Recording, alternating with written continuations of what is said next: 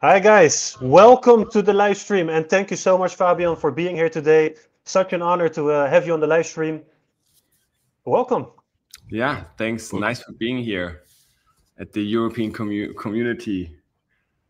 Yeah, where are you based? Not in I'm Europe? based in Berlin, so that's close. Okay, yeah. So it's almost like I always say a home competition. You Close know? to home. Yeah. Yeah, very nice. Well, thank you so much, Fabian.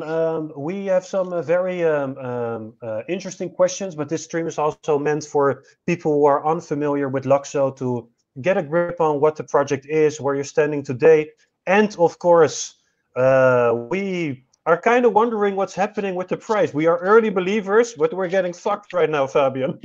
Can you elaborate a bit more on what is happening with the price, and is it something we should be worried about because the early supporters are kind of down right now, you know?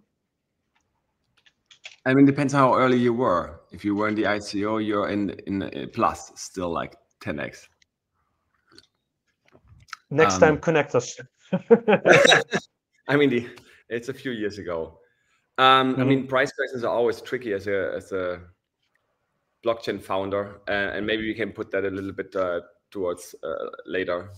But yeah, let me introduce myself a little bit. So for the people who don't know me, I have been part of Ethereum back in 2015. I joined or kind of got aware of Bitcoin in 2013.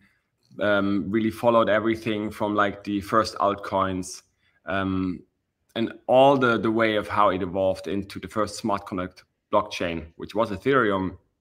And then joined the Ethereum Foundation in 2015, 6 months before we started the network. And kind of like, I was the lead DApp developer, or I was like pretty much the only DApp developer together with our UX person, Alex van der Sande. Back in the day, we built the first Web3 browser. It's called the Mist browser, or it was called the Mist browser. It was the attempt to truly create like an environment where decentralized applications can live. And all of these ideas that we had back in the day, there were a lot of them, in fact, haven't even yet fully come to fruition. And this is kind of like what happened is the Mist browser was full of like ideas of decentralized society and money sharing and voting and governance and family and social, all kinds of ideas we could do with decentralization. And then I proposed in 2007, 2015, a standard, or actually I took a draft from Vitalik, I put it in a proper format. I called it ERC20. I actually called it Ethereum request for comment, and the issue number was 20 on GitHub. So that's what gave it the number. There was no 20 tries before. There was literally the first. And yeah, this kicked everything off, then going towards tokens, and from tokens to obviously DeFi, later NFTs, and here we are. All these years, pretty much down the road, we still kind of in the first of its primitives, and that is tokens and trading. So we haven't really moved beyond that. So not only was I creating the first standard, but because I was the DApp developer, I basically had to build together with colleagues at Ethereum. We had to basically build and invent all of the early tools. So how you build a decentralized application, how do you talk to a smart contract? Like how does a DApp connect to a wallet? All of this stuff we had to standardize. In fact, I also standardized the Ethereum provider. That's the way of how your wallet talks to a DApp. So we had to come up with all of these things and invent everything from scratch. And that was the early days, 2015, 2016. And then with ERC20, ICOs took off. ICOs took off, meaning, lots of money came in. Everybody got aware of crypto. 2016, 17, boom, bust cycles. Then it went all into the NFT direction. And that also boom, bust cycled, and here we are in this funny place where, people don't really know exactly what's coming next. So what are we, where's crypto going? We tried everything on the token front up until the point that we are selling pictures, and memes as valuable tokens, which is, I would say, the end stage of what you could think of tokens could be. Trump launched one, though. It got more serious at the same time, you know. But yeah, so the interesting thing about this is that it's also exactly, in a way, also the shift. So the shift is away from financial instruments to cultural currencies.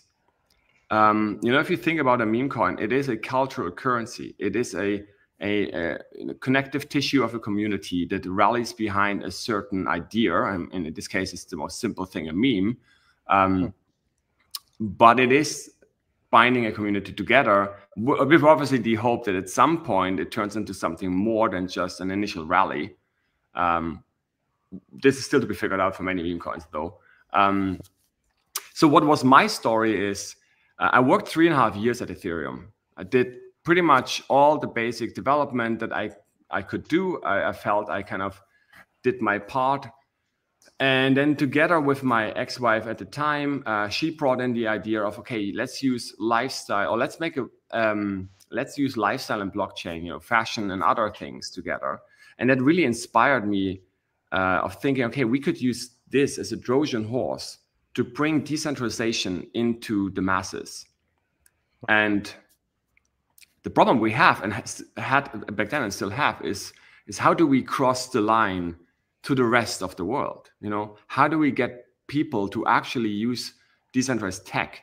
You know, how we get it out of this complicated, niche, trading focused, very male driven, you know, universe into something that actually the rest of the world would potentially be willing to use. And for me, that was really inspiring because I thought, okay, that is actually a potential angle we could take. If you could get some brands or other people to, you know, use NFTs and other things, that could be something where people could be brought into decentralized tools without even knowing that they, you know, that they have that now. And then they later figure out the potential and the power of those and make it a lot more, you know, useful for everyone. That was the short idea. That was the simple idea. This took me on a long journey of very fundamental rethinking how are the tools need to be and how the foundations need to be for such a society and for such a mass adoption to be possible. So somehow I kind of, you know, got pushed into the standards direction. ERC20 was more of a coincidence. I just, you know, felt the urge of putting things in a proper format, and that kind of created the whole tokenization that we see today. But with LUKSO, I had the opportunity to really think things through from the beginning and not just think, okay, how do I make one standard? But how do I make a set of basic building blocks that are fundamentally going to really transition us towards mainstream adoption and towards a utility that's way beyond just trading. So yeah, that is now about 6 years ago when that journey started. And yeah, over the time, we basically built out all the things. We had to figure out, okay, you know, in order to make these standards that we started already developing, and it all started with ERC 725, actually was born out of an Ethereum standard. And the fun fact of this is that ERC 725 is the standard that I proposed just a few weeks after 721, which was the NFT standard that someone else proposed. That was like a modification of ERC20. So at that same time, I proposed a smart contract account system. As another fun fact, people talk about smart accounts nowadays all the time. The Mist browser back in the day already had a smart account. In fact, the account that people were creating inside the Mist browser and inside the wallet there, which was the official Ethereum wallet, was a multisig smart contract. So you were actually encouraged to create and deploy a multisig contract to use that as your wallet so that you could see transaction history and even have other people control it or control it as a multisig. So back to that story, ERC 725 was the initial idea of a smart contract account. And over the early years of LUKSO, we built out this smart contract account, really thinking from scratch. If you want to build an account on a blockchain, if you truly want to have an account, it's not just a wallet, you know, that's single used and where you put something once and you hold it like a private key. if you think this out as a proper account, what does it need? You know, what's the basic building blocks that this would require? And I came up with a few that are fundamental. And one is this: obviously, you want to be able to store information at this account. That's very important. You want to be able to store arbitrary information. So any kind of protocol could store something on your account, and next time when you interact with it again, it can like read this information and know, okay, you came again, or you have some kind of proofs, or you have some kind of tokens that I need, or whatever else. You know, it can just read stuff, which also could then be obviously a profile image and data that just the website reads. So your account becomes more visible, visual, and whatever else. The second thing you need is you need to be able to properly control it, not just from a single private key and one device and maybe like a seed phrase, right? But you need to be able to authorize new devices with different levels of access and control. So you want to make sure that this account can't be lost. You know, you have many different recovery methods potentially. You need a very dynamic and flexible way to change that over time, and it shouldn't be bound just on one private key.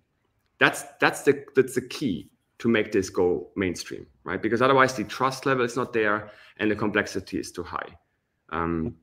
Which is the problem with private keys, right?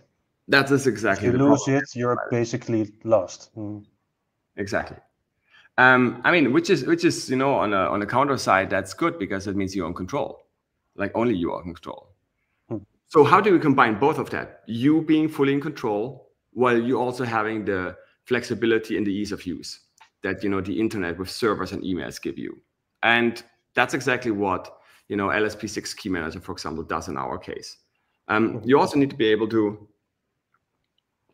change that system over time, while at the same time, and this is really important, while at the same time keeping the core standardized. So the core shouldn't change, because if you make the whole system upgradable, then it cannot become standardized.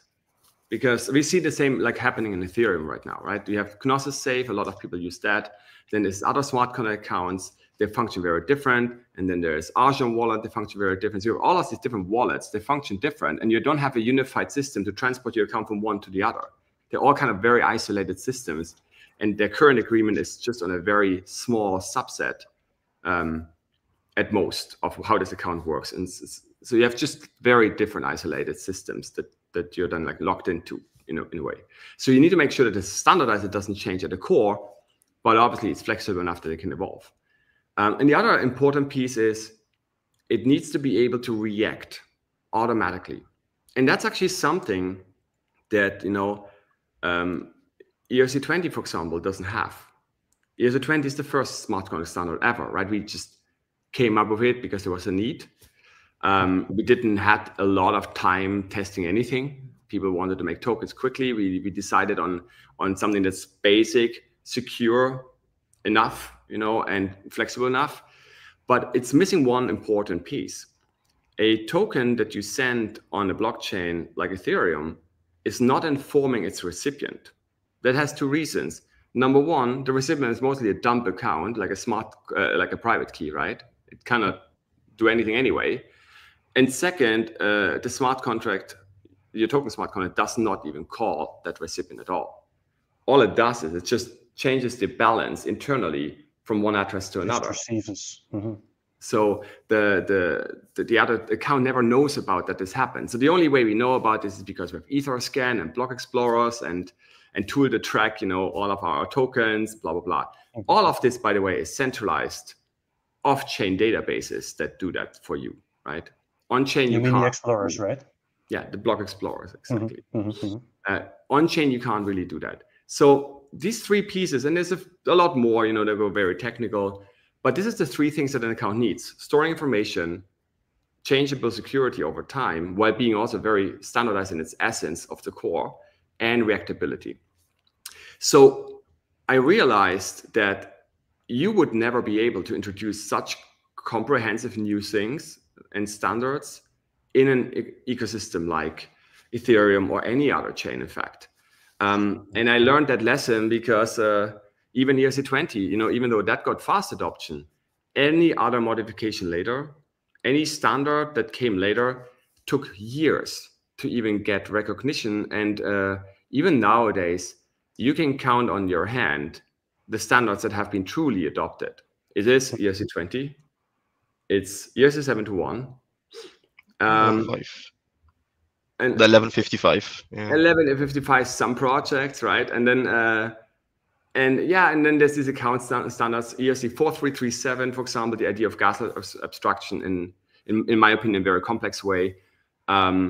And that took the whole Ethereum Foundation and lots of people uniting together and really trying to push hard. And it's actually still not a standard, because I don't know if you know anyone who supports that, right? So yeah. But so for the people at home, and for some context, there are a lot more standards that are being launched or introduced, but they're not really being used because they're not being built with, or there's simply not enough adoption, right? Correct. There's in fact thousands of proposals.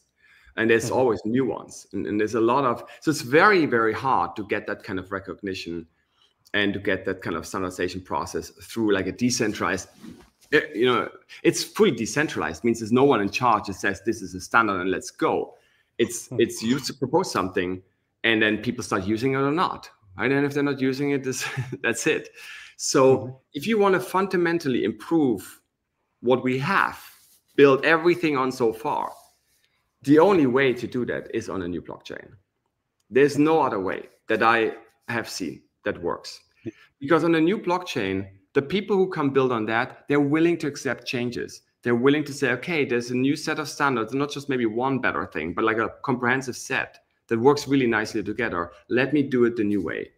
While on an old chain, like you can't go to Uniswap and convince them to change that. Or they couldn't even do it. Even if they wanted to, they couldn't even do it, right? You can't upgrade tokens that are already decentralized, distributed between thousands of people.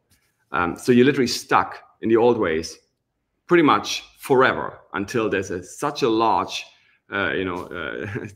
conviction that at some point, maybe slowly over time, they could change. So you need to have a new chain. That brought us to creating LUKSO. And we took a few years to figuring out how could we start this in the most decentralized way possible. And at the time, there was before Ethereum 2. So there was no proof of stake blockchain like Ethereum proof of stake at the time. Bitcoin, or a mining like Bitcoin, mining like blockchain was not an option for me. I mean, that would be just on the end, you have the race game of Bitcoin, which can work in terms of security. It brings a lot of decentralization as well, but I didn't see this as the best fit for starting a new chain. So we did experiments working on networks, Long story short, on the end, we worked on the same consensus while Ethereum was trying to connect the execution layer with this new beacon chain they had. And eventually we settled on using Ethereum directly. And you could say, okay, why are you using just Ethereum's tech? So it's a new chain, right? It's its own network. But why do you just use Ethereum's tech? Where's the innovation, right? The answer is, in our innovation lies on the standards.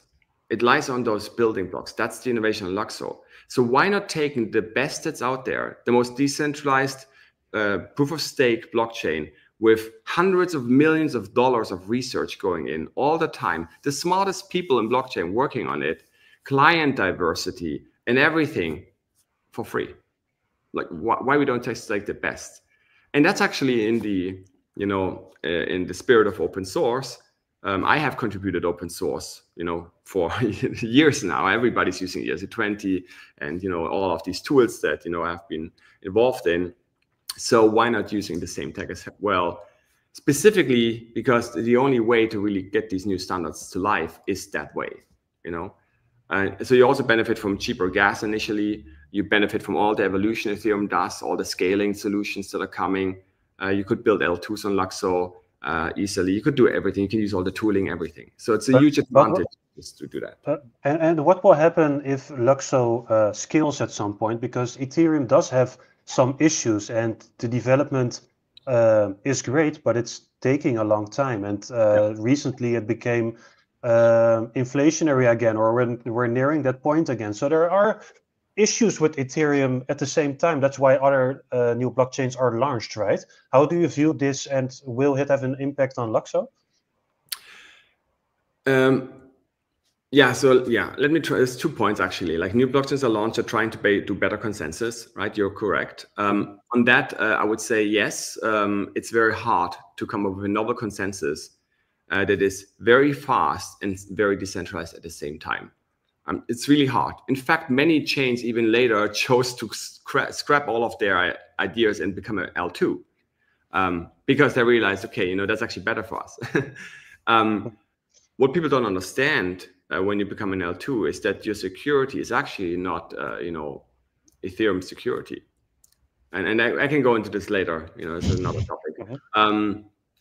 But going back to the scalability. So I don't assume we get like 1 million users, 10 million users, within the next 5 months, or even within the next 2 years, maybe. Because even blockchain right now, by the way, people are maybe not aware, but most chains have maybe active users, so not just trading bots and buying on exchanges, of around like a few thousand, 10,000. Maybe Ethereum has actual users on chain. If you take everything away, that's just transferring from an exchange and back to an exchange, maybe 50,000 people, maybe 100,000 people. It's nothing really. We don't have mainstream adoption. That is exactly the problem. So once we get to that scale, I mean, like I said, Ethereum is working towards that goal. They having a lot of ideas towards sharding and all of these things that are in development. Again, there's a huge research community and there's lots of different angles already tested and working. Some of them we could actually easier overtake than Ethereum because we are more flexible on that level. But I believe, when these problems come, there will be also solutions around that. And there's another way you can take is obviously L2s, right? You could easily do that on LUKSO as well. If there's a platform that scales a lot and has a lot of transactions that are close together, you could put that on an L2.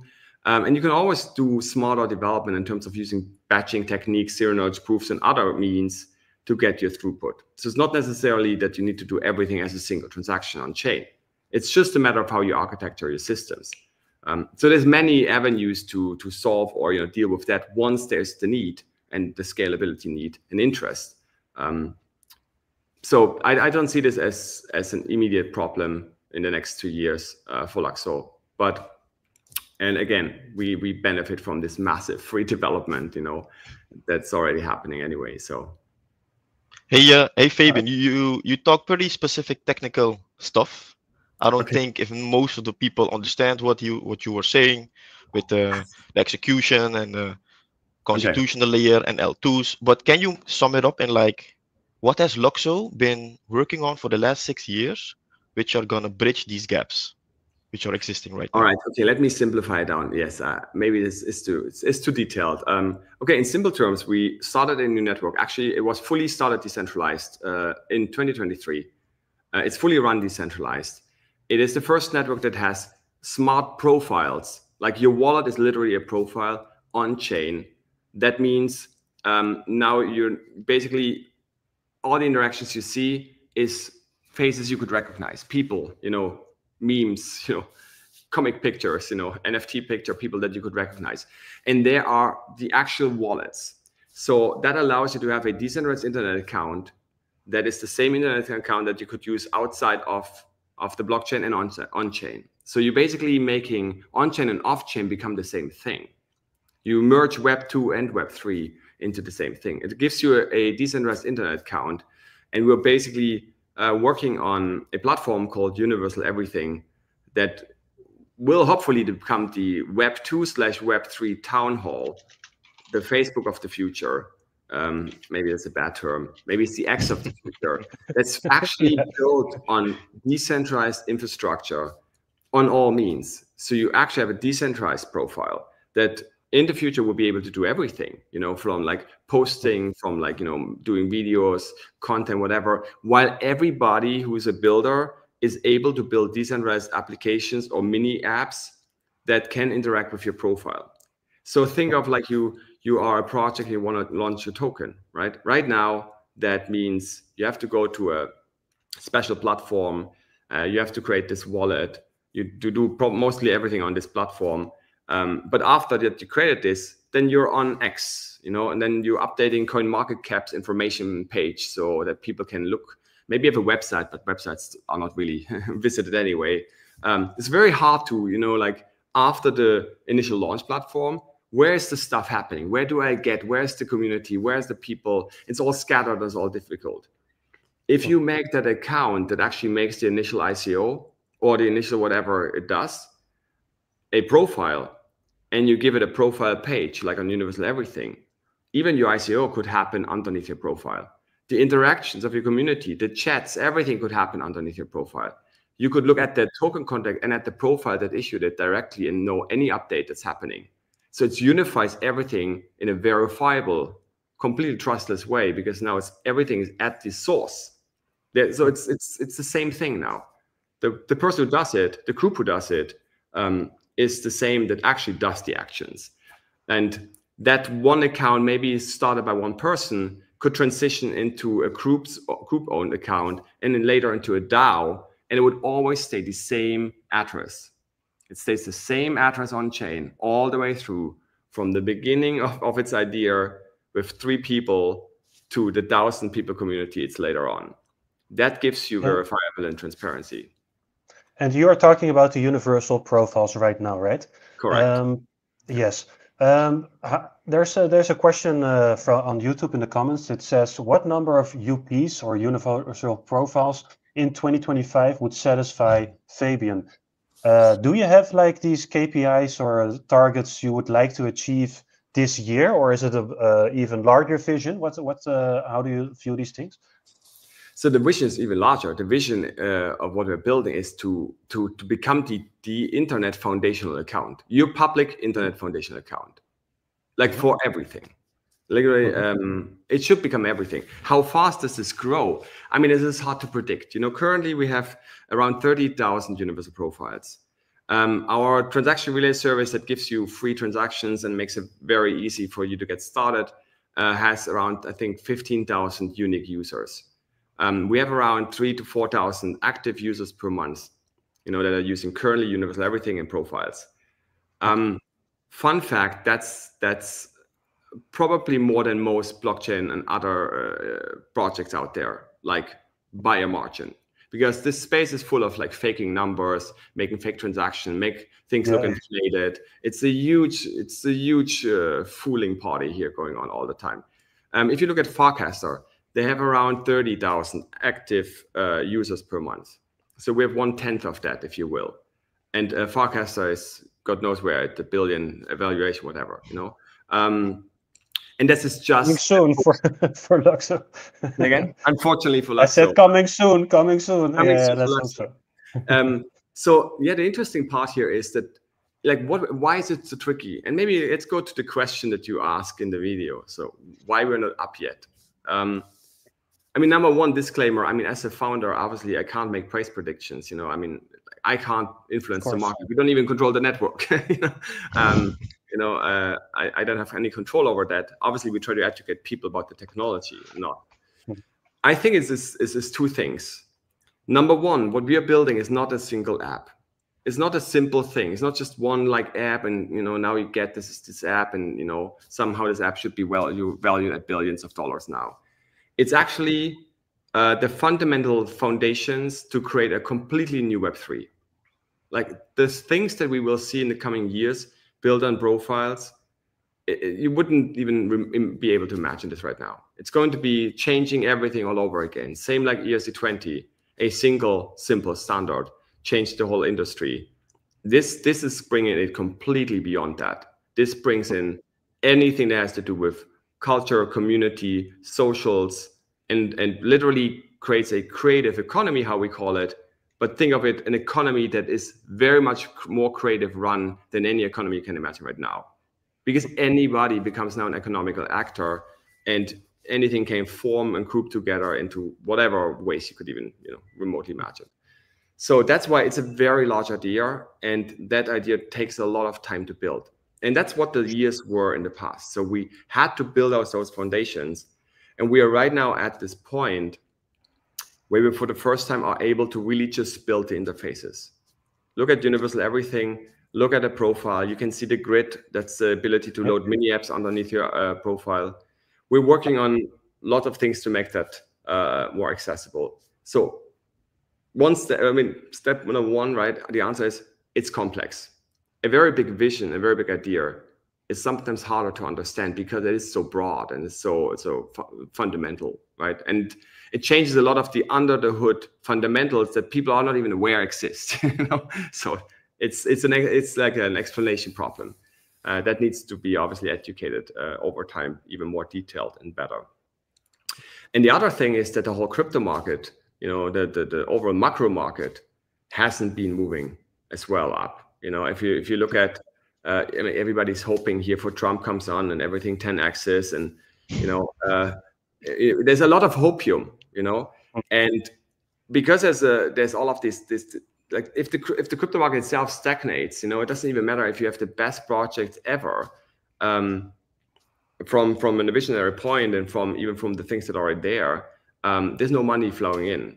It means there's nothing pushing it up. Once money is flowing in, that money is looking for places to go, right? And then there will be the picks, hopefully better than just picking a frog. Maybe next time, hopefully it goes again to technology. But that's one thing. There's no new money flowing in right now. And that might change, you know, might change tomorrow, might change next month. We don't know. I mean, everybody's like waiting for that, I guess. In my opinion, if you look at the long-term trend of crypto, we are on a massive upside. This is a bull run. But what changed since 2013, because I've been part of 5 bubbles or 5 cycles, if you will, what changes is the length. You know, what in the past took a few months to grow is now just a year or 2. So it's different timelines, you know, length of timelines that it takes to grow. But in my opinion, we're totally on an uptrend. And that may even mean Bitcoin goes down to $50,000, could also be, you know, and goes then up wherever. And the other aspect is that our stuff is not fully ready yet. And it is ready, but the front end part is not fully ready. But the good thing is anybody can come now and build. The foundations are there, the tools are there, the grid allows you a lot of things. So it is the moment where developers can really start making a difference. And then we are working on making the framework and the basic tools, like how you control your profile and how you create one, all of these things, a lot more seamless, a lot more easy. So the real growth that I would like to see is growth based on actual users. And here we have growth all the time. I mean, right now it's flattening a little bit, but we are at 30,000 profiles, you know. Once now the next cycle comes and the next things that we are building out, things will become, you know, we'll get more profiles. We're actually building a way that you can create a profile, a fully self-owned decentralized profile with just a few clicks. And you don't even need a mobile app or a browser extension. Those are the things that will make it very seamless for people to create profiles and do the things. And when users come, eventually the market will also follow. But we are being in a space where there's so much inflated prediction, right? Like there's like, okay, you know, there's this cool new project and they announced it yesterday and tomorrow they are launching something and everybody expects these timelines to be hyper unrealistic and then they have to fake it. So it's like basically pretty much just empty announcements. Things pump, things dump, and that's it. Project gone, project forgotten. There's thousands of projects gone, right? Who's still around since like 5 years? Not many projects. We are one of these few. And the top ones, you know, are some of these. And the rest is like pretty much disappeared, many of those. Because on the end, it was more hype than it was substance. So, Fabian, are there, sorry to interrupt, but are there any incentives for developers? Because you're talking about price go up if liquidity comes in. But liquidity comes in when users or / new users come in. But users only come in when there are nice, great dApps being made / developed. Are there any incentives that LUKSO is looking at for like attracting developers from Solana or Sui or Ethereum, let's say, to, let's say, fast track this idea that you have? Yeah, so we have actually right now a hackathon ongoing. It was also just posted by Mara Naval. And it's a hackathon about building mini apps. And so the thing is, obviously, this is maybe also a good topic to talk about quickly. What is an incentive for a developer? So if you say, okay, I give you money, which obviously, is not really scalable. Also, that would, mean us giving Lux, and Lux then on the end maybe sold by the developers on the market. And more sell pressure. That's no good. Sell pressure, right? But the thing is, if you make the incentive money, then you get first the wrong developers that just like use a copy and paste project that they have somewhere else. Hackathon hoppers, by the way, is a thing. They reuse the same project over and over again just to get the prize money. So you get the wrong developers, and the moment the money is gone, they're gone as well. So a good example of this was EOS, $4 billion ICO. Right now, it's valued way below even the money they collected at the ICO.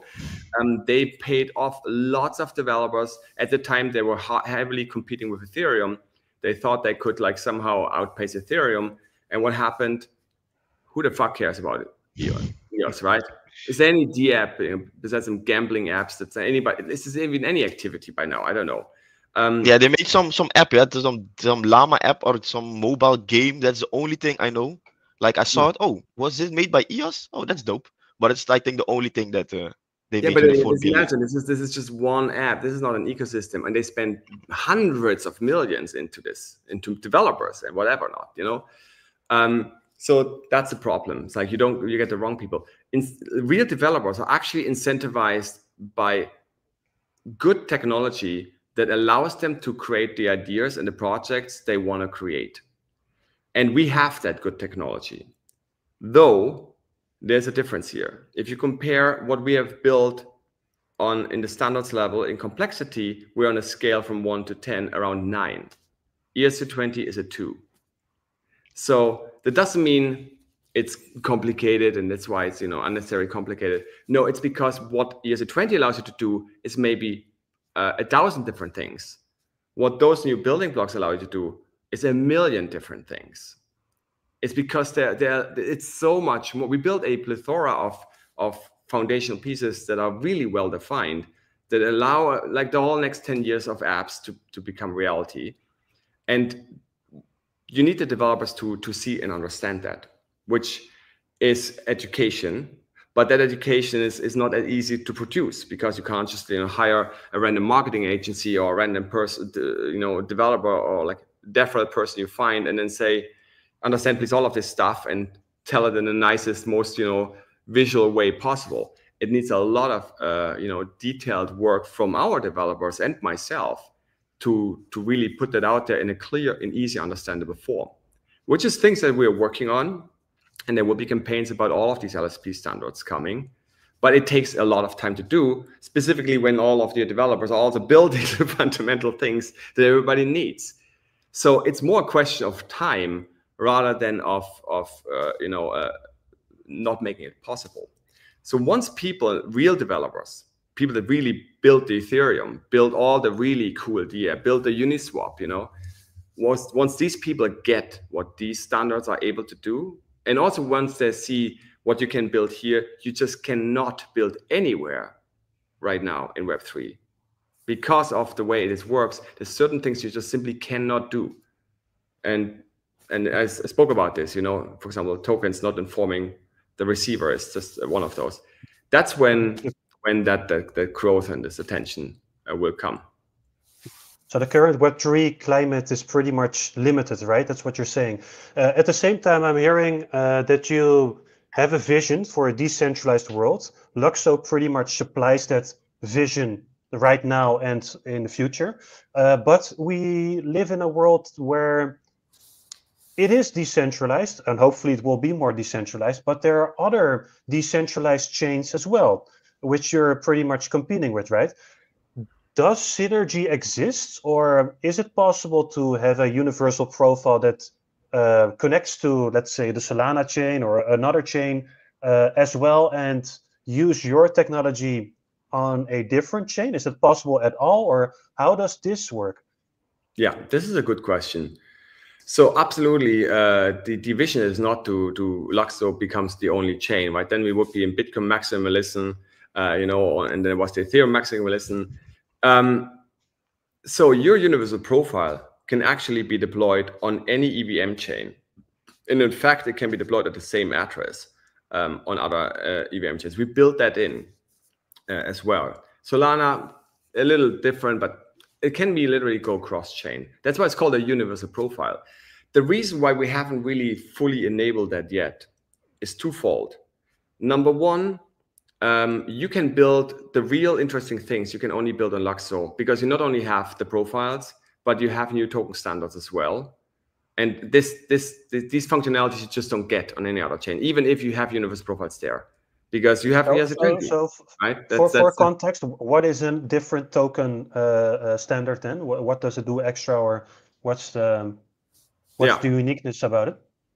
I mean, the core feature is obviously that on LUKSO, the standard is the ERC20 equivalent is called LSP7, and the NFT equivalent is called LSP8. And what they do, number one, is they inform the recipient in a universal way. That means wherever you send that token, it will inform that smart contract. Either it's a protocol, or it's your profile, or it's a DAO, or it's whatever, right? That means now you can automate things that you could just simply not automate on Ethereum at all, because these standards don't contain that. On the other hand, you can actually change the metadata. The owner, the creator of the token, can actually update things over time. He can give it more functionality. He can update metadata. He could write the project announcements into the token or the NFTs itself. It can really evolve over time while staying safe and true, and he can't rug pull you. That's important, obviously. So it has a lot more features that go very detailed, and really seeing that power will be up to developers to explore, the different angles. But the most essential thing is informing the recipient in a very generic and general way that you can expect as a protocol from any asset on LUKSO. So you don't get that on other chains. The other part, why is this not something we're really pushing for right now, but it will come, your universal profile will totally become universal, is in order to make that user experience seamless and safe, you need to build a lot of more interface stuff. Because, for example, if you have a universal profile, which is a smart contract account that has multiple devices that can control it, multiple controller keys and all of these things, on another chain, here you have a whole different way of how it's being controlled. So now you need to make this clear to the user that, hey, on Ethereum, it's your phone who has access, but on LUKSO, it's your phone and your computer. And you need to put that in an interface where it's clear and understandable and they don't make mistakes. Or on Base, you don't have it yet deployed, so don't receive money on Base yet, right? So the moment you push this cross-chain, you need to build a lot of stuff to make people aware to not make mistakes. And the question now on our side is, okay, do we now spend a lot of time trying to support these legacy chains where you anyway only have half of the features because there's a whole different environment of standards and tokens?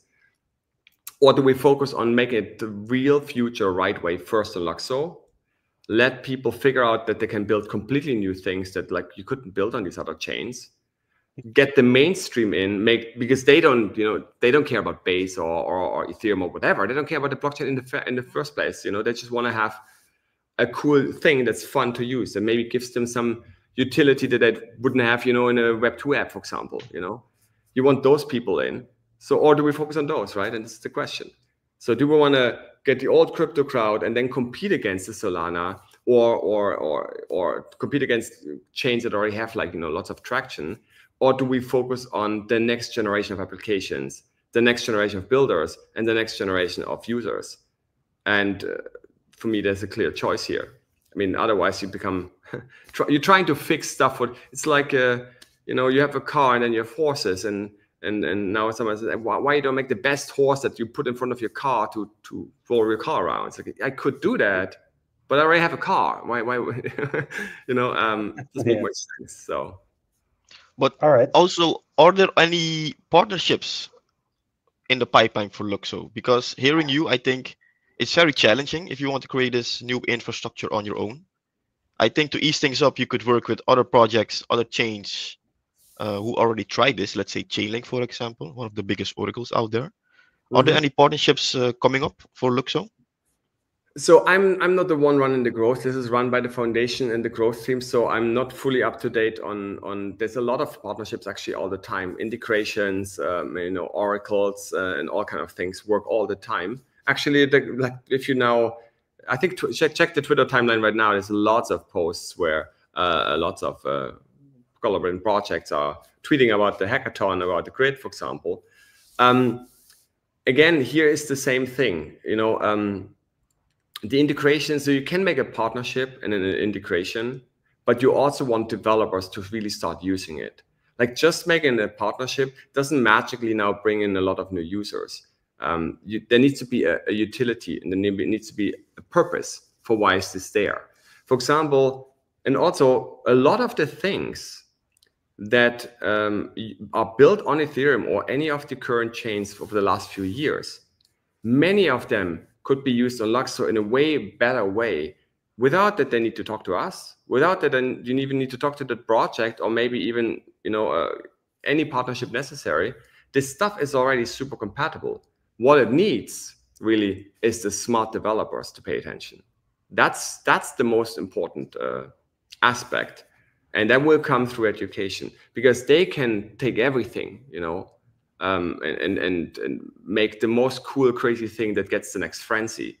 It's the partnerships. It's like one example is maybe Polygon, and Starbucks.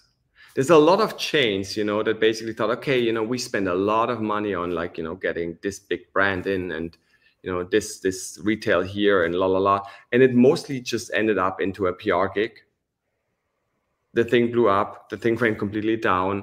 They spent a lot of money, and now they're running out of money, for example. No, but that's different. That's different, because we all know that Polygon, they paid other big Web2 teams to promote them.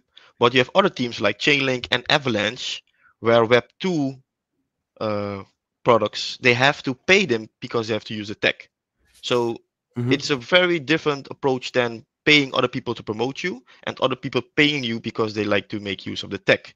And I think LUKSO is trying to take that same point of view in the crypto digital economy that's evolving before our eyes. But the question about partnerships, it was more like you said that the LUKSO tech on a scale of 9 to 10 is very complicated, like a 9. So I would think, why not work with other devs to bring the 9 to a 3? To make it easier to deploy new smart contracts or new dApps, easier to connect APIs with each other, or to bridge from A to B. That's just my thought. Yeah. I don't know. Actually, we're doing exactly that, and you're correct. So we're doing exactly that. So I mean, for example, the bridge that we're building currently together with Hashi and Hyperlane, that's such a tech partnership, right? That will bring in a actually very decentralized bridge on the way of how the bridge works. Because it uses zero knowledge proofs to do the transfers, not just the multisig. So yes, all of those are in the works. But this okay, check.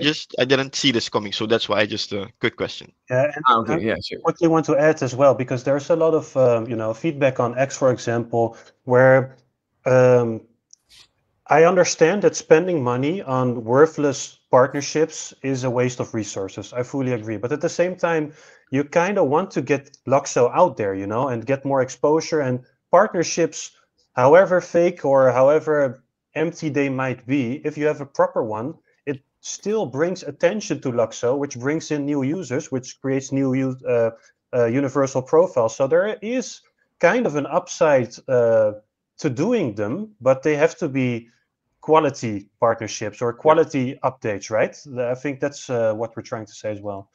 Yes, and that's a good point. There's two sides to it. Number one, and this is the most important side, you want to do that when the things are ready enough.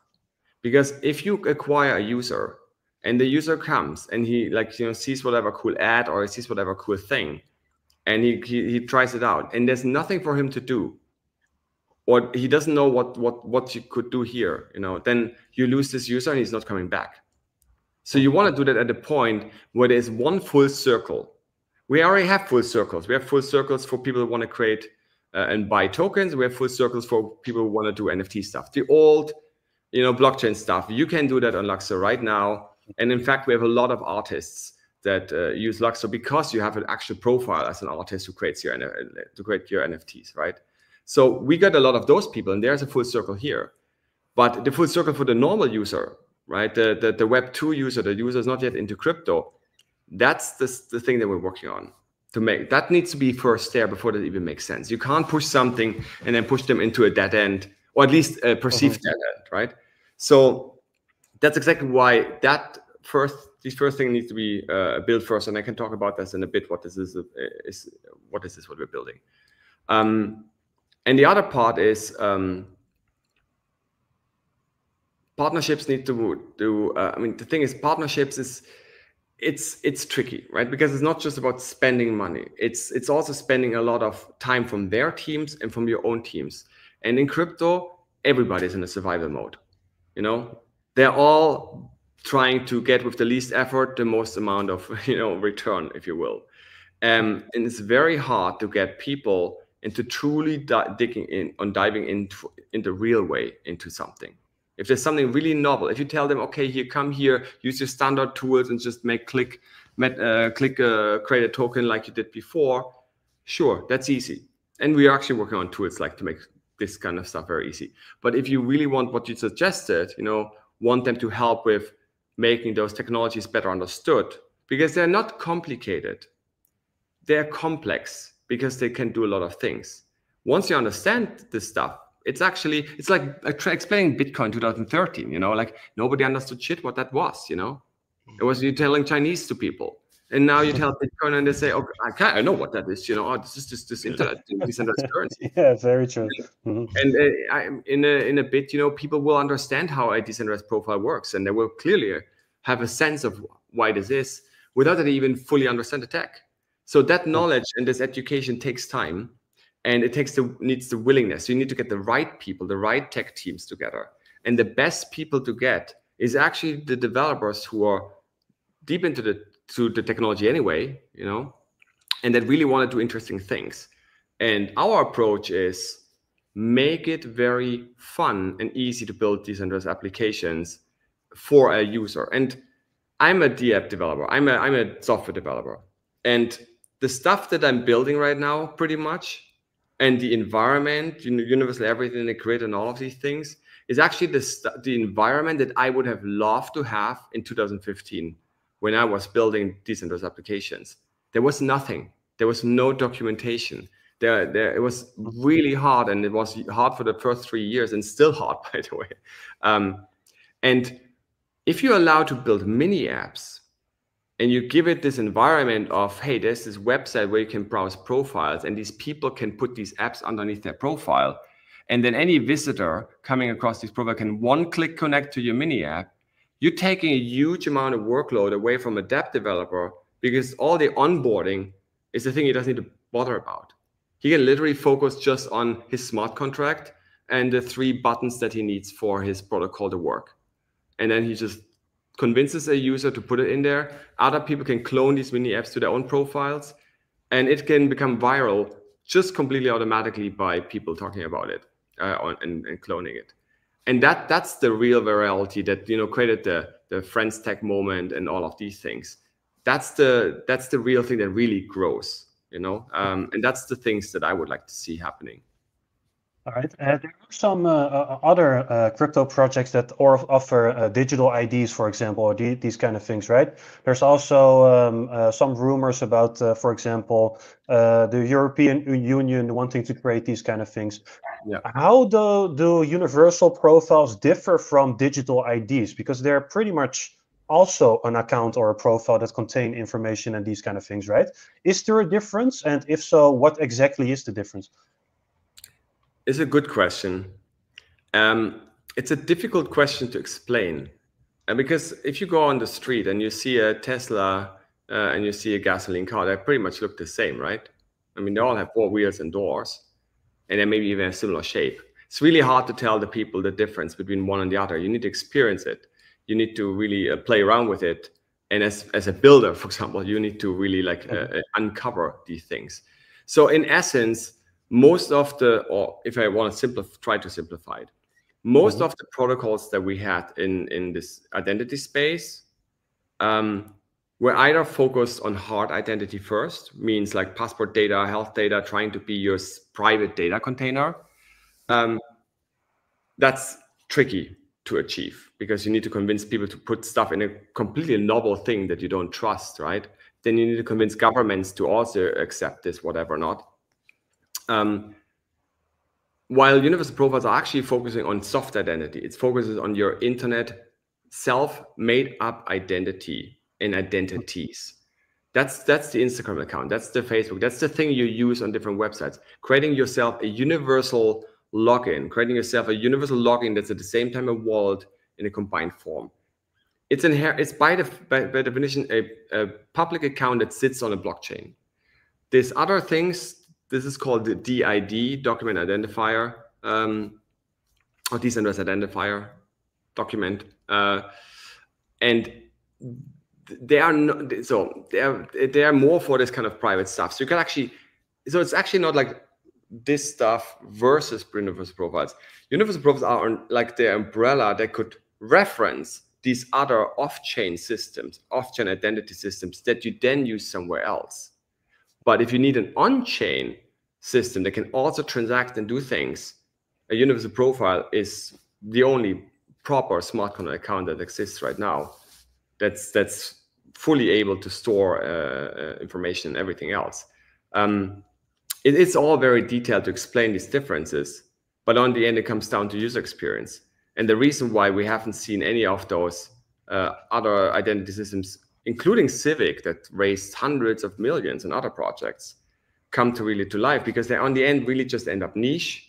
They probably just cater to one B2B use case, like from selling it as this everything for everything, that turn out to be a B2B KYC use case on the end for just one niche group.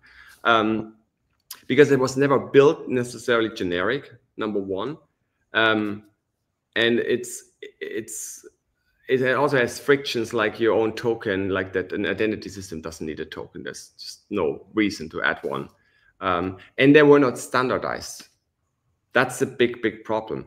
If you standardize things, you enable anyone to build around it, create a wallet for it, create a front end for it, build things around it. If you don't standardize it, you're the only one that does it. On LUKSO right now, obviously, you know, there's other platforms that other websites that have built things around universal profiles, but we have the most knowledge, so we need to first show people. But it is completely open, it's completely standardized, so anybody can build around it, and they can use it on another chain if they like, or they can use it without our you know, permission in any way, because there's nothing in there that restricts them from doing so. It's the open, generalized, standardized version of an on-chain account. And the only other similar thing is the DID thing, which is also standard, by the way. But this is completely off-chain, and that is actually more a reference of private keys and public keys system. It's trying to compare apples and oranges. So it's all very technical and detailed on that end. And the real difference for people will be once they are able to do things with a profile. Once you create a profile, which is, by the way, something you can do today. You go to universaleverything.io. You can create yourself a profile within a few seconds. You don't need LUKS to do that. All you need to do is right now a browser extension, soon a mobile app that we will open, and you have a profile. And then you can literally create your link tree on steroids that is truly yours. The people who follow you on Universal Everything are following you on a smart contract on LUKSO. That means these follows never go away. They can't be canceled. They can't be deleted. And they're sitting on a fully decentralized blockchain, which is also essential if you want to think about a future identity or public identity system, like your future account as a brand, as an artist, as you know, an influencer or a content creator like you guys. You want to build it on a foundation that no one can cancel or erase, right? You want to have this not be on just a YouTube or 3 different accounts on different platforms. You want to have that ideally completely independent of all of them. And that needs to sit on a decentralized network first. And that brings us to the L2 question. Hey, why are we not an L2? And the answer is an L2 is not secure. It is only secure for the assets that you bridged from the L1. Because the logic of an L2 is if the sequencer of the chain stops running, or if they do something malicious, you can exit your funds back that you moved before over. But if you create a profile, you create an identity, you have a follower system, you have friends, you interact with DAOs, you have memberships. This is not exitable. How do you exit that? You know, there's no bridges for that. It's not a token, you know. So you would lose all of this. You would lose your whole identity trusting 10 people running the sequencer of this sidechain. So an L2 is not a good idea for that. Hence why Base would not be a great identity layer, you know, or any of these things. And sure, this technology will also improve and becomes more secure, but it's not the same as having a chain that's really distributedly run by independent validators across the globe, you know, that it can't be censored or shut down. So that's really essential for a future decentralized identity to be actually on a decentralized layer, right? Yeah, really the best approach to have a decentralized network. But I'm curious, Fabian, how is there any complaints about regulatory scrutiny? Like you're trying to standardize a few things. What do the regulators think about it? Because I don't think that they're waiting on a protocol that is fully decentralized to take over social networks, to be honest. They want to have some grip on it. Did they knock on your door already? Yeah. What's the status? Yeah. And especially with like owning your content and censorship, these topics are kind of hot right now, and we're seeing more and more get exposed by Doge, for example. So great question, Ian. This is a good point. And it's actually funny because, I mean, number one, politicians don't understand this tech, like by a margin, right? Like they have no understanding. The groups and the people that you get into this research group that work for the government are mostly also not the most cutting edge developers either, right? They like it's really smart developer doesn't work for the government mostly, you know. And so at the same time, those people and the government, they are looking in the open source space like us to look for solutions. And a universal profile and these standards that we build, they can be perfectly used for a EU on-chain account. In fact, the requirements they will say is not like, hey, your account needs to exactly be this smart contract. You need to use this now from now on. No, they will say it needs to be XYZ requirement. Your universal profile is so flexible that those requirements will likely be fulfillable. So in fact, it's actually the perfect.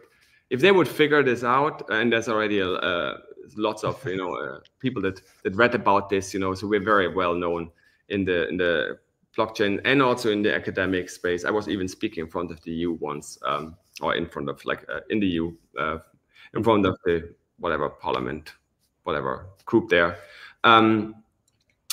The thing is, they will look for solutions and they will see this is a way, or when they say this is a requirement, which they can likely be fulfilled by a universal profile. In fact, it's probably the only account who will be able to fulfill them. Very simple example. And by the way, I'm not a fan of this, but if they would say, okay, you need a KYC'd account that and only this one can then transact and move money to an exchange, it would be extremely simple to come up with a data key that you add to your universal profile that contains this KYC information.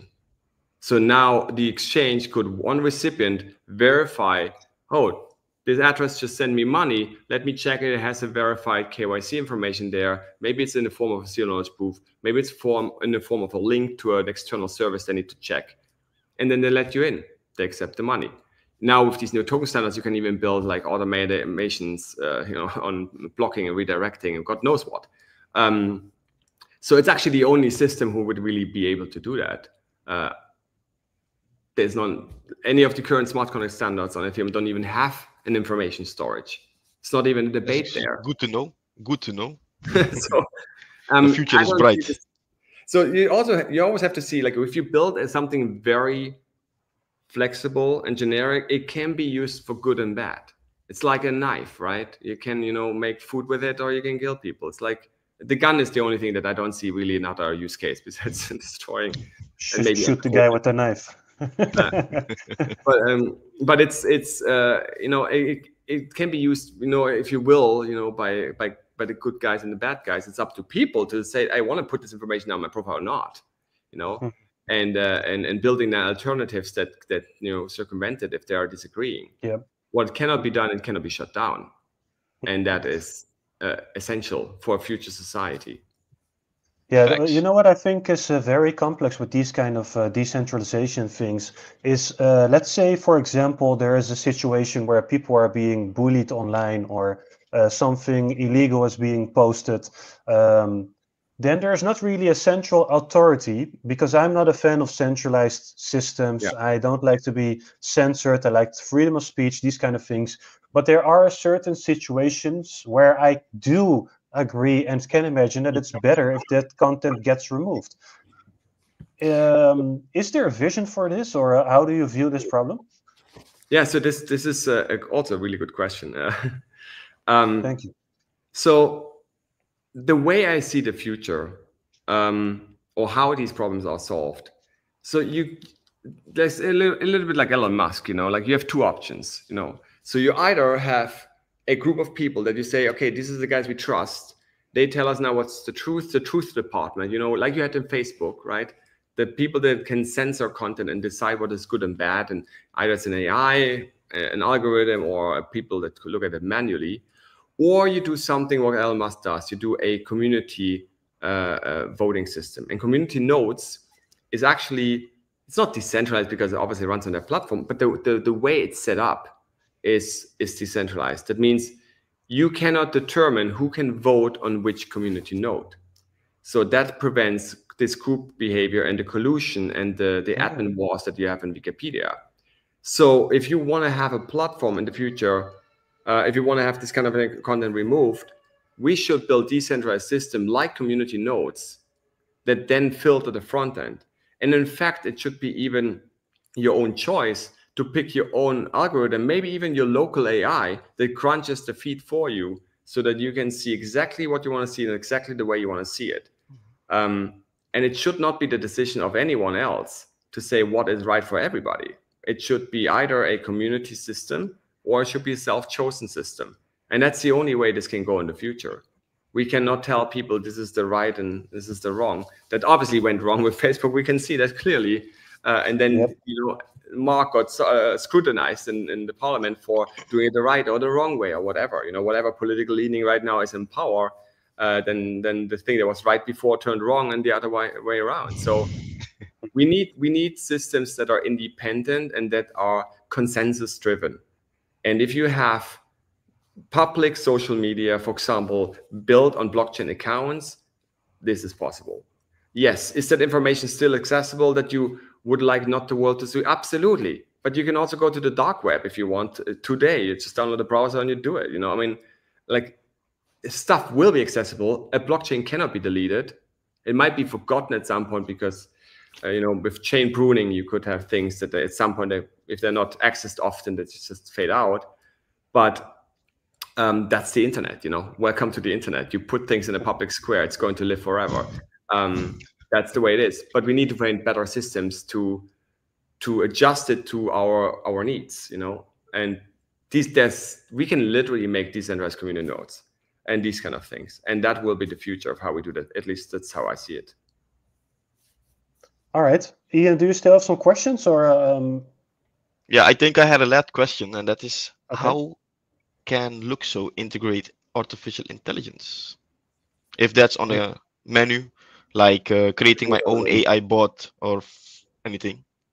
So everything is on the menu, in fact, because what we are building or what we have built in these standards is actually, we have continued the Ethereum vision.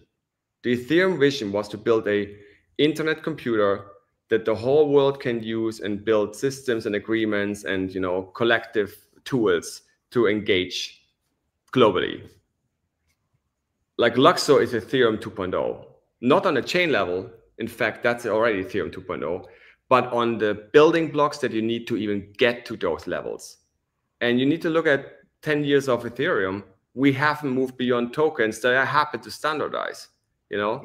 We haven't moved beyond any of this stuff. So it can only be done with the better building blocks. And that's exactly what we have been building. And yes, that takes the time it takes to build it out, and it also takes the time it takes to show it. But once this becomes clear, and there's nothing in comparison, there's only one way, and that's this going to be the thing. That's going to be the tool that's being unfolding this. So it is the actual completion, or like the continuation and evolution of the Ethereum vision. And yes, to your question, AI, I mean, absolutely. In fact, if you want to put an AI that acts on chain, you can give it a private key and it can already do that. But then it wouldn't be very visible, right? You would see, okay, there's this one account and we all write in our notebook, okay, this address is this AI. But what if you could give this AI a universal profile? And now all the transactions it does are going through this universal profile. So now you can even put permissions on it where you can restrict what the AI can actually do and what it cannot do. And the fact that it can never kick out that human controller in case it goes rogue, you know, that someone has still the ability to shut it down or to restrict it in some way. That can be built today with universal profiles. All you need to do is run a server, give it a private key, deploy a profile, and let it use the profile. In fact, universal profile is essential for AI, anything on chain, and even off chain to happen. It's very interesting. So it's very easy to create AI agents, because I was looking at the universal everything and I was thinking to myself, just add AI and you pretty much have the agents that are going viral lately, you know? Yeah. That's I mean, cool. this is all very doable. I mean, if you want to do it very decentralized, it's a little more complex, obviously, right? You need to run your AI in something like ICP canisters and, you know, do all of this stuff. But yes, you can. In fact, it's the optimal foundation for AI agents, independent AI actors. And on top of this, even like, you know, maybe even AIs that can act as you can authorize them partially and or on a time basis to do things. So the sky's the limit on that front. And there's no other smart contract account that would fit that bill, you know. Okay. All right. Still have questions, Ian? To be honest, because I have the opportunity to speak with you, Fabian, I would like to have this last question answered. We compare LUKSO with Ethereum 2.0. We have a sort of timeline what Vitalik has given us for when Ethereum should be completed. If let's say his vision, what it's supposed to be, sharding, etc., etc., etc. Do you have, in your point of view, a timeline when LUKSO is ready to fulfill the ETH 2.0 prophecy? Okay. I mean, also to say any Ethereum 2.0 vision and improvements are also on LUKSO, right? Because LUKSO is Ethereum on a chain level. So we benefit of all of that development, but we have that layer on top, which is these new standards and building blocks, which really then enables the future things. To be fair, I would say this year we still will need, so this year will be the year where we will complete the interfaces in such a way that it becomes very accessible. And this is, on the one hand, ways to create profiles very seamlessly without that you have to necessarily install something. This is a discovery mode that you're able to discover and see what's happening, because that is the biggest problem we have right now with all the users we have. The only way to see what's happening on somebody's profile is if they post on Twitter, you know, or you know the address and you can search for his profile and maybe he's like sharing it somewhere. So we need a discovery feed so you can really see activity. We want to integrate different kinds of ways that you can post from your profile. So you can have a voice and not just, you know, do transactions with tokens and stuff, and maybe have a cool looking profile grid, but you can also have a voice. And that, by the way, is not competing with Forecaster and other things. In fact, it might be even integrating Forecaster. So for example, we are influencers. We have to manage like 6 different social medias. Could we just integrate it all in once? Because that would be something, you know? I fully agree. I mean, in fact, that is also an idea of allowing you to, for example, you post from your universal profile, and then you can say, I want to post this message right now on Twitter, Forecaster, and whatever other platform. And you do one post from one place, and it goes everywhere. And then your universal profile timeline becomes literally the main timeline that you care about, and you are literally on all the other places as well. So these are all things that we can build. Not sure we will complete all of this year, but there's a possibility. There is restrictions with APIs. That's where, you know, these platforms obviously limit of what you can do. And That's where, you know, the barrier is. But that's one thing. In fact, you can even load your like forecaster into a grid item, and you could literally post right from your profile as well. And then there's obviously the idea of like having decentralized YouTubes and decentralized other alternatives that could be integrated as well. And that doesn't mean we have to build any of this stuff. Anything that already has been built currently in the Web3 space potentially already works right now in the grid. If they then make connecting to Universal Profile directly on LUKSO possible, which is fairly easy to do, then you could even literally transact directly from your profile with these protocols. But even just using it within this environment would be great. So yeah, the idea is really to make it usable and useful for everything, from content creators, you know, from influencers, from musicians, artists, DJs, communities, DAOs, you know, forming a DAO on Universal Everything or on the tech stack of Universal Profiles. That's the actual DAO of the future, because all of your members will be profiles. You will recognize those people, you see their activity, and you will have like real governance right on Universal Everything underneath their profile. You can literally vote on stuff and do everything right there, including chatting in one place. That is the town hall of Web3 that we envision. And this year we will probably have finished most of the basic things, so that it becomes very easy for people to build and, you know, fill this with life. So I don't have a full-on timeline in terms of like, you know, numbers or whatever, but this year is finalizing of the building block from a UI perspective. I mean, at least the most important ones. And along the way, we probably see already like cool apps and things coming up and popping up. And probably next year we see this really starting to fold big time. I would love to have you again on the live stream when these things are finished, or when there's a relevant big update or something. So maybe we can discuss them again or view them. I was also curious, perhaps you would like to show something on screen. So perhaps apps you are proud of, or things that are amazing to, you know, while we're at it, might as well share the screen a bit as well, right? Yeah. And in the meantime, guys, the people at home, if you have some questions for Fabian, now is the time to ask. I will collect a few, and then I think then let's wrap it up, right? Yeah, that is. Let me see what's the easiest way. I think I would just share this. Can you see my screen? Now we can. Yes. Okay, so this is Universal Everything, for example, which is a really good way of showing it. And for example, I can just search for my profile. I mean, this is all. If you're the app developer, you would know that all of this is already pretty dope, because if you make a blockchain and you have a blockchain, you have just a bunch of gibberish addresses. And here you can give yourself a name. That's not a unique name. Obviously, it's a self-chosen name, but any profile obviously can give itself a name. And we have a name system coming up. That's another thing. It's basically the universal name system, so that you can have a unique name. There's only then one Findura and not many, because right now, for example, there's many Toms. You know, if you search for Toms, seems to be a popular name. And you can do pretty much, you know, all kind of things. You can build your own grid. I mean, I can log in, for example, with either the mobile app, you know, from any browser, or with the browser extension.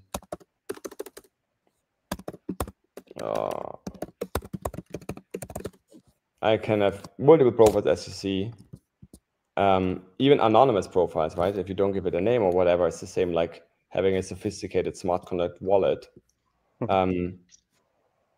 And I could actually now edit my grid. I could just say, okay, I want to have SoundCloud here, or I want to put elf site widgets, which have 100 different widgets I could put in there, from calendar to everything else. Or I could just literally put any kind of website in here.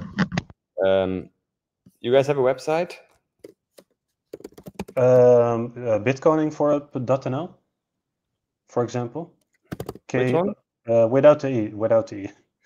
So it's like this. Yeah, perfect. Let's see if it loads in the grid. Oh yeah, it would already load, right? Oh my god, easy. Okay.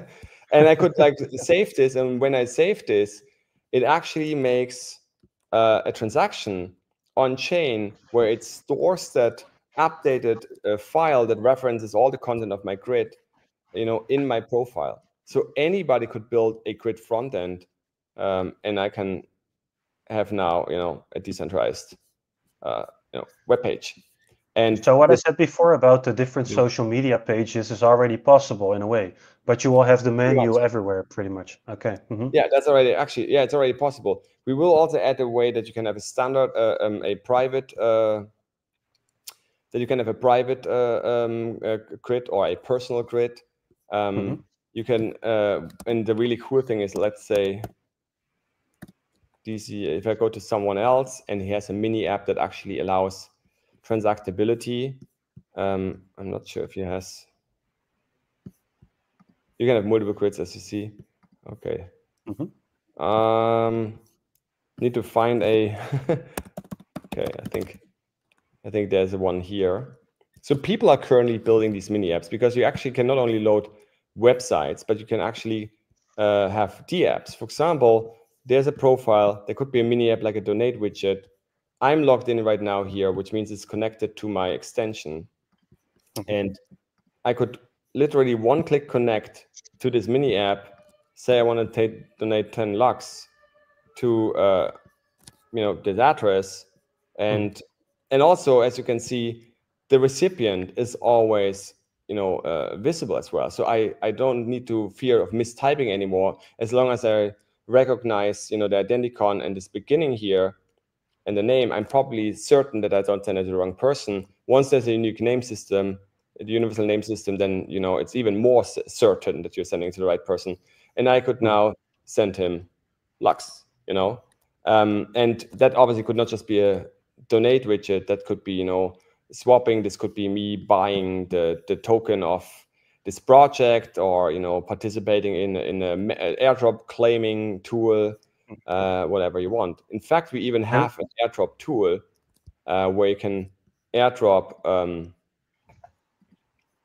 where you can airdrop a bunch of stuff. I could, for example, just airdrop to my followers. So this is all the people that follow me. I could literally just say, okay, I want to choose an asset. I send each one 1 lux. No, I send each one 1,000 lux, and then would give everybody 1.7 lux. And I need to only make 2 transactions to drop that whole thing. So, and very soon there will be a way that you can create your own tokens. So right now, I have, for example, a bunch of tokens, and that's because everybody's using my profile as let's call it a billboard, Yeah. But means I get good art, I get good art, and I get the weird stuff too. In fact, by the way, you can even build things to even automatically reject anything you don't want to have. So that's all possible with these standards. We just haven't built the UI for that yet, and for like these smart contracts can be easily built, that you can basically say, okay, I only want to accept community vetted content or tokens and assets. That could never be built on Ethereum, for example, because these tokens do not inform you. And soon there will be a way that you can literally create your own token with a few clicks right from here. Then you can go here. You could even edit this. That means you could have, okay, maybe that's not the best one here. Fabian Stellar, he has a great text. So I could then, as the owner of this token, with all my holders that I could see here, even edit the description, give updates on it. It's endless. So you even see that the creators of the tokens are on-chain verified. So this is not requiring decentralized services, means that the token itself, and that's also part of these new standards, point back to its creators, and the creator profiles point back to the thing they created. And that basically gives an on-chain two-way verification that even a smart contract could read and know this is the original, this is not the original. Because NFT Gallery, for example, points down to his NFT that he created, or this token that he created, in this case, Fabian Stellar. Yeah, it's the foundational building blocks, and what we have built so far is basically the beginning of making this visible. How hard is it to create a mini app, for example? Could you do it with the help of Grok or some AI, or is there a LUKSO native AI already? What's the possibilities to to do this for anyone at home? Because sometimes I have these ideas, but I don't know how to write Solidity, you know? Is this already there, or I mean, for the future? so yes. I mean, yes and no. So for example, I actually just posted this here literally a few minutes ago, an hour ago or so. I found this. Where is it here? I found this AI. I mean, you can probably use any other AI. And I just asked him to build a mini app. So I literally asked, okay, build me this mini app. And I had to correct a few things. So I had to basically say, okay, you know, use this library and that library. But, you know, literally after I just corrected him, because obviously AI is hallucinating really often. It literally created me a little mini app that I'm pretty certain to 90% will work. Maybe there's some small things that need to be changed, but it's a very basic mini app that would have a smart contract where you can write information and read information from. And it's like literally that long as a text. So yeah, I mean, with Cursor and other tools, you can do that. All you need to give him is the right instructions, and all of this stuff you find here. You give him basically just these two links: how to connect the mini app, how to create a mini app, and the UP provider, which would be this library. Feed him this stuff in and ask him the right questions, and it should be able to build a mini app pretty quickly. And then you can add whatever else, other stuff. So yeah, it's only just a matter of like playing around. As you see, it's not even a lot of code for a simple, you know, one-click connection.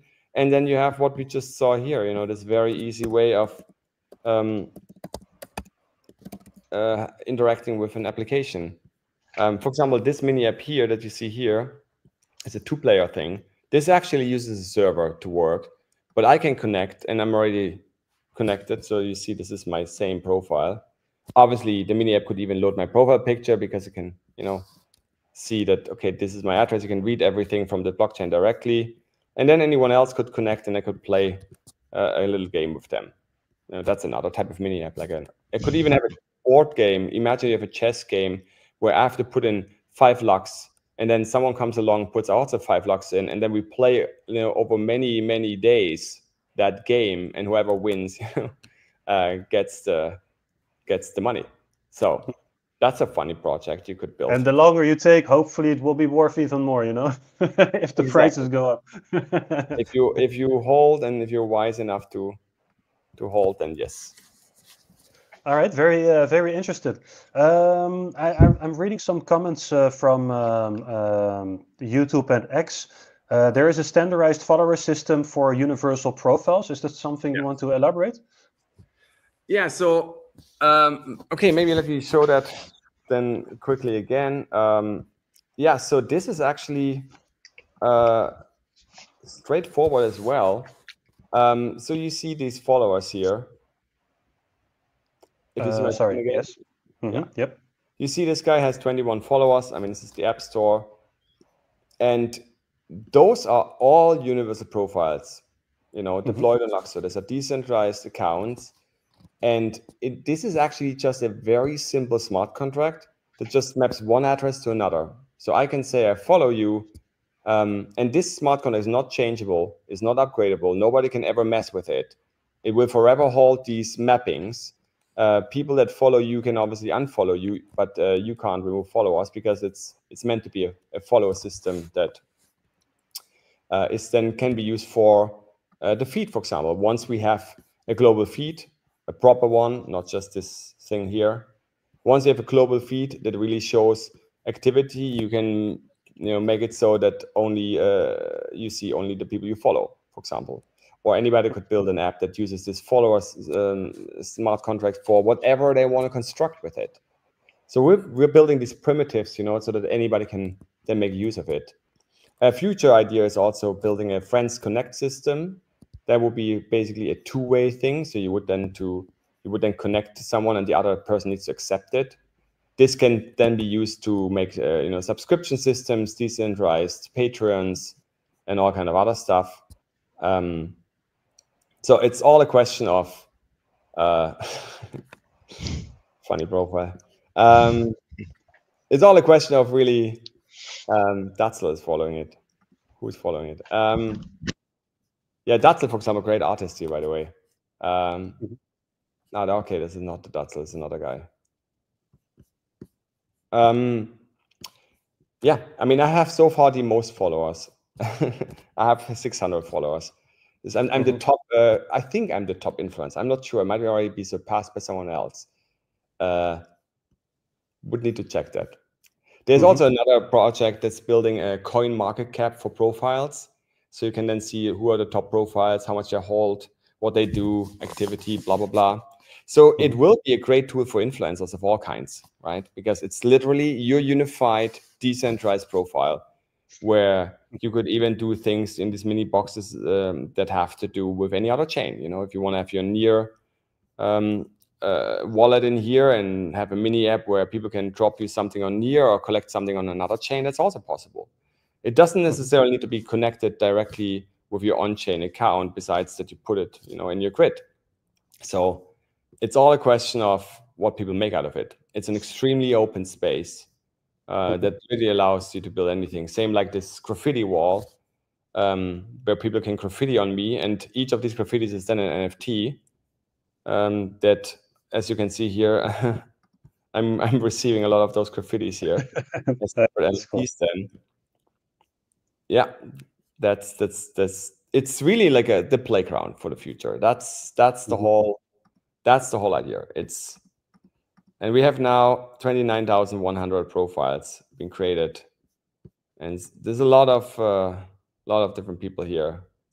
And this is pretty much how it starts, right? Because I can imagine with coins and NFTs as well, they start out as a joke or as something fun to do, but eventually it will grow and things will be created we cannot even fathom or think about right now. I mean, that's pretty much how Web3 has been evolving all the time. So having such an infrastructure is really an amazing thing. And that's why it's one of my favorite projects at this moment.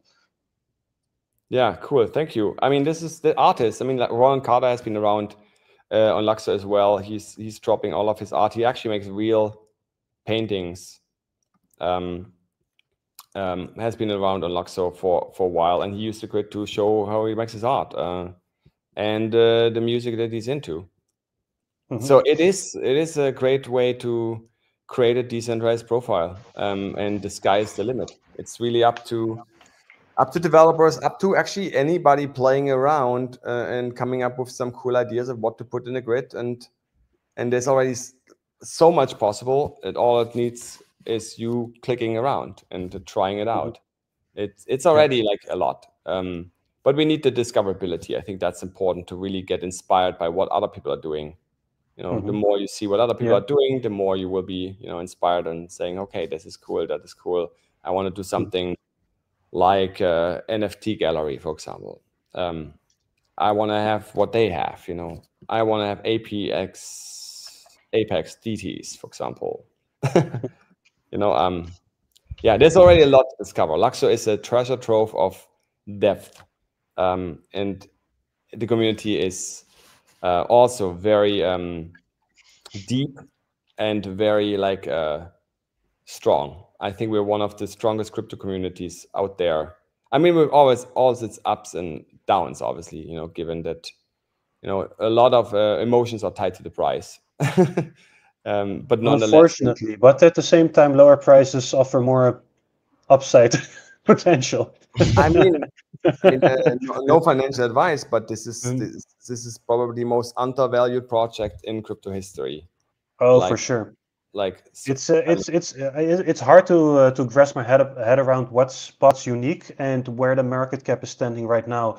And like you're saying, we've kind of have been experiencing a more broader price suppression for the entire crypto market. So it's not just LUKSO that's taking hits. It's or LYX that is taking hits. It's the entire crypto industry right now. So having something so unique and so valuable and something with a real vision is a steal, in my opinion. But time will tell. And I'm just happy that that you took your time for us to talk with us today. I did see, I scrolled a bit back of every comment that has been posted, but a recurring question is, when will we have see some marketing or some, you know, actually getting out there? What's your final thoughts on that, or plans or roadmap? Yeah, I mean, actually today, I mean, I have seen. So the thing is, I'm not the one who's running marketing, because I have to build all of this tech. You know, I mean, there's only so much I can do. I'm obviously, you know, contributing ideas and participating. It is so, like, there's a lot of things are happening right now, as you see, and there's a lot more coming. We will do more on the ad fronts and education and other means. But it comes down to what I said before. It all is about the right moment as well. If you want to make marketing to bring in users, you want to bring them when the stuff is. I mean, right now it's great for early adopters. It's great for the person who really wants to dig into this. Right? There's a lot you can do. You can literally, like, you know, make amazing stuff already. But to have the full circle for a certain target group, it needs a few more things. And they need to be first there to really, before making the full-on product marketing and pushing more on a certain, you know, target group, actually. The overall marketing on crypto and the vision is completely doable. I mean, here we're talking, and I'm talking about this in years. I mean, the YouTube is full of me explaining this, and we have lots of reach. But the problem is, you are really talking today in a huge audience of the crypto space has expanded so much. So much has been around meme coins and pretty questionable, you know, important projects.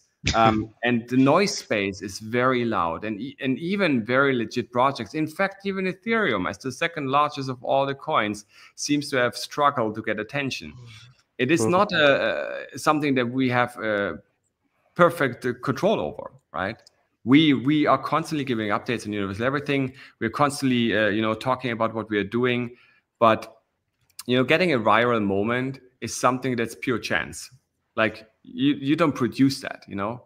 And even the projects who try to completely fake it, they spend lots of money, and mostly they don't make it either. It's not, you can't just artificially create this. This either happens or it doesn't. And we are working on educating on all the ways we can, and that's what we are actually really start doing more now on all the fronts. But in my opinion, the real growth comes with the real users. Once people really start using this, eventually it's going to grow where it belongs. There's no way around that. Everything else is a hope. You know, you can hope a lot that people come. You can hope that, like, people will see the message. You can hope all of this, but hopium is not bringing us anywhere. So if I can give an advice to everyone, we are building.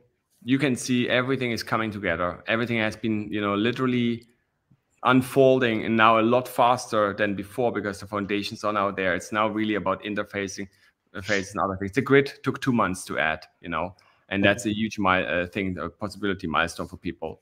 I would rather say, you know, if you really think this project is worth it, you know, collect some, participate, and don't look at the chart.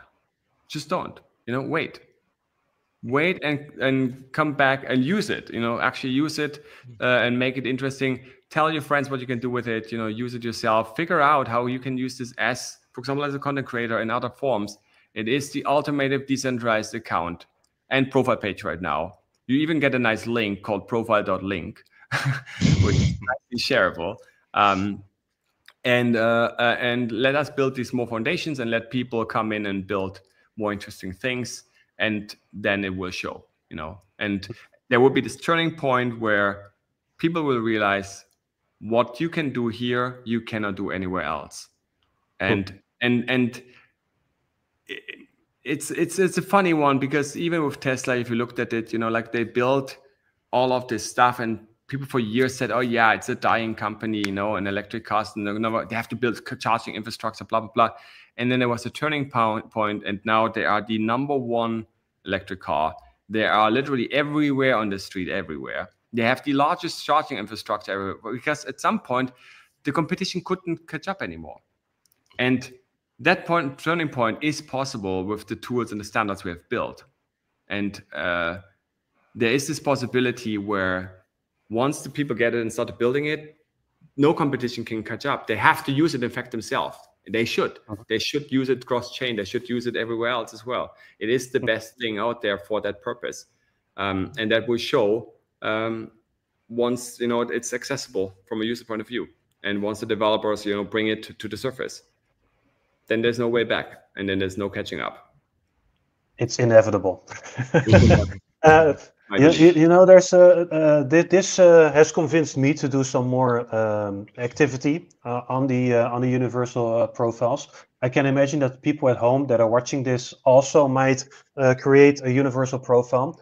What can we do if we start using it and we want to give feedback to you guys? Is there a way where we can do this, and how can we do so? Yeah, so number one, Universal Everything is the place you can go to create one. Or LUKSO.network is another path to get there. We have a Discord, and in the Discord you can give feedback and you can even create tickets. I have to say one thing is we are a limited amount of people. We have around 30 people and 20 are developing, and we built a lot of stuff. So sometimes fixes or even responses might take a little time, but we are completely on it, improving this and making this the most stable using front ends people can have for these standards. So yeah, you're going to a rabbit hole and a journey of exploration to help build the new Web3. So very welcome, very happy to see more people exploring. All right, thank you so much. Ian, any final words? Yeah, thanks for your time, Fabian. Really looking forward to what LUKSO is building. The future looks bright, and I think bags should be ready for people watching. Do what you want with this information, but we know where we're going to. Yep. Thank you, guys. Fabian, I do have one last question, which is not related to LUKSO or crypto, but I always like to ask people, what is your life lesson for the people at home? I'm learning a lot of life lessons in the last few years. So let me,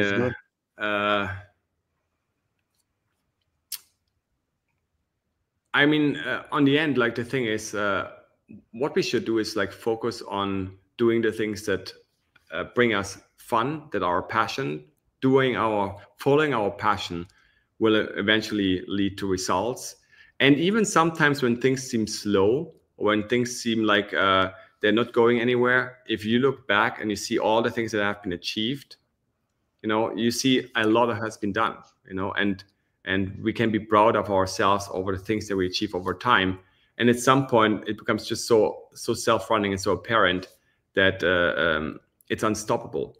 I think everything that's very novel and very different and challenging the status quo go through that struggle phase where it seems not to happen, where it seems endless, where it seems, or you could think it's the wrong path. But then when it comes, the old starts to become obsolete. And then this is the new. And you can never even, think back going to the old. Same like we all don't use feature phones, same, all of these things came seemingly out of nowhere, but they took many, many years to build, to come to this point. And even Ethereum, I mean, before it was $1,000, there were 3-4 years before that, right? Where it was $10. People forget that too. It takes the time it takes, but once its time comes, this is it. And when you do the real things and the right things, it is more work. It takes more time because it is the real thing. It's not it's not out of nowhere fast, but it changes everything if it's the right thing. So patience still, I mean, I have to tell this to myself as well. I mean, trust me, I'm very long in this, giving 150%, and my whole team and the whole community does the same. But eventually it will show, that's my belief. I actually had this tweet the other day, literally full of like wisdom stuff. And there was this little funny video where one person, they were picking two kids picking up stones, and they had to always run to pick up the stone and put it in a pot. And the one started from the front, and it seemed like easy, and the other starts from the back, and it completely looks like he's losing 80% of the time of the way, and then on the end he's winning, because he actually exhausted himself less towards the end and was faster towards the end, while the other guy was on the end exhausted, because he was running really long, really short first, back and forth, and then he had to run when he had no energy anymore. And it looked literally like it's failing up until 80% of the time, and then everything turned. So God knows this is how life works sometimes. So amazing. Thank you for the insights, Fabian. Thank you so much for your time here. Thank you, people at home, for watching, taking the time to watch us. And I would say, hopefully until next time, when a lot of more things are finished. Yes, thank you. Thank you so much. See you guys. See you. Bye. Bye-bye.